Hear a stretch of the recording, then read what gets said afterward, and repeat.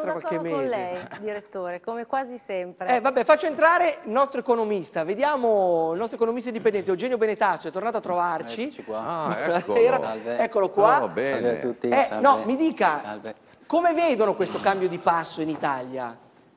Ma più che in Italia, Europa. se mi posso permettere, questa mattina seguivamo in conference call l'insediamento cosiddetto di Renzi lì da Napolitano con i colleghi di Londra e quello che è emerso è questo tipo di aspettativa o di sentiment. Sostanzialmente dovrebbero essere state fatte delle pressioni a livello di establishment sovranazionale per evitare di arrivare alle europee con un'ipotesi di peso rilevante per il Movimento 5 Stelle. Voi sapete che adesso abbiamo questo tipo di rischio a maggio di quest'anno con un esito elettorale che potrebbe compromettere o destabilizzare completamente il progetto euro dopo 15 anni di lavoro. Quindi quello che si vocifera, i rumors che in questo momento qua sono particolarmente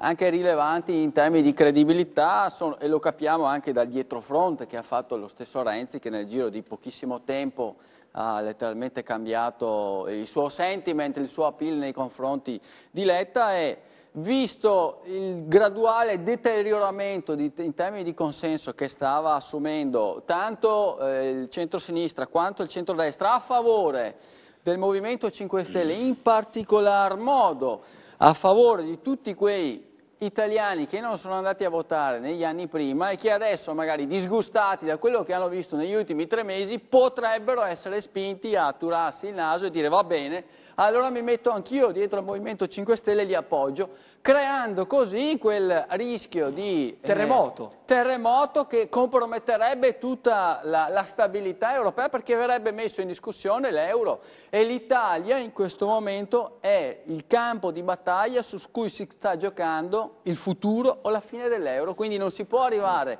a maggio con un paese che non ha una governance politica credibile, che riesce con fenomenali operazioni di intervento, di maquillage politico, a trasmettere una certa serenità alla popolazione in modo tale che possa esprimersi e garantire in qualche modo una continuità Direttore, ci ha detto una cosa importante europeo. il nostro economista. Il suo ragionamento non fa una piega. Io sono convinto che tutto si sia mosso in base a queste logiche che ci ha ben spiegato.